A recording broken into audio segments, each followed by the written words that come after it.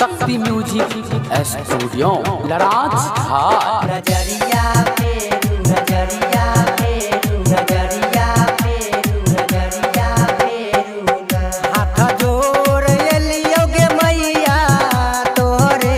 चरनिया नु गे नजरिया फेरू नजरिया फेरू हाथ जोड़ एलियो गे मैया तोरे चरनिया नु गे नजरिया फेरू ना भेलई पूजना के बेरिया नु गे नजरिया फेरू ना कि भेलई पूजना के बेरिया नु गे नजरिया फेरू ना कि भेलई पूजना के बेरिया नु गे नजरिया फेरू ना। अखन अहाँ सब सुनि रहल छी शक्ति म्यूजिक स्टूडियो।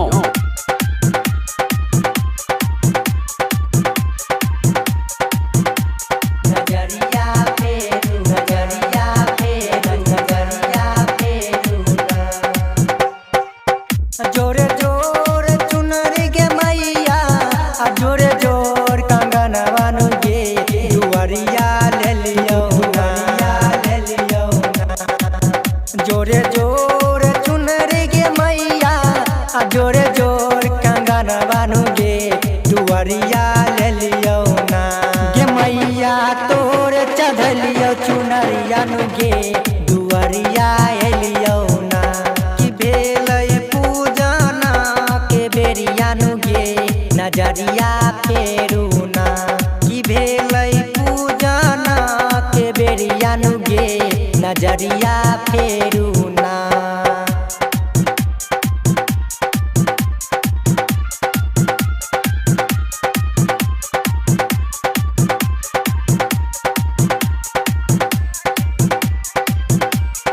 अखन अहाँ सब सुनि रहल छी शक्ति म्यूजिक स्टूडियो।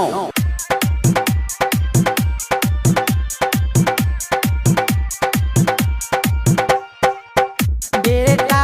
पुकारोगे मैया पंडा गुहारोगे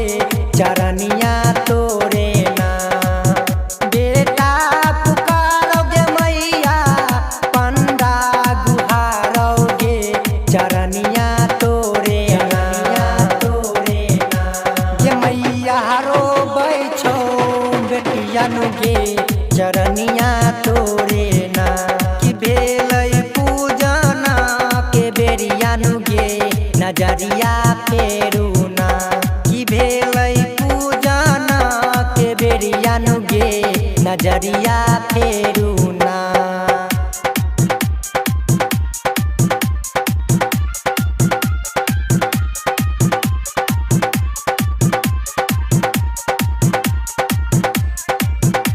अखन अहाँ सब सुनि रहल छी शक्ति म्यूजिक स्टूडियो।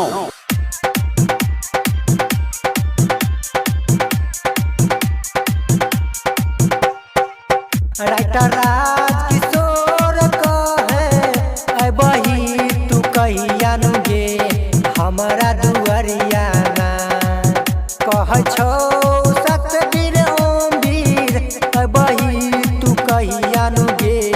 हमरा दुआरिया ना गाबे ओम प्रकाश भजनिया नु गे नजरिया फेरू ना कि भेलई पूजना के बेरिया नु गे नजरिया फेरू ना कि भेलई पूजना के बेरिया नु गे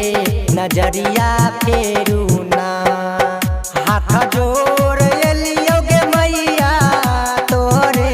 चरनिया नु गे नजरिया फेरू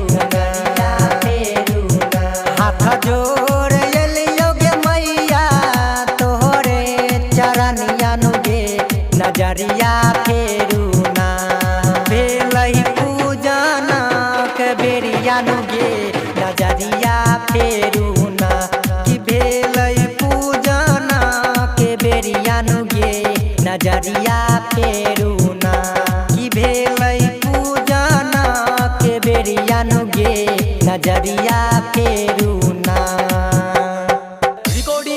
शक्ति दादा दादा दादा।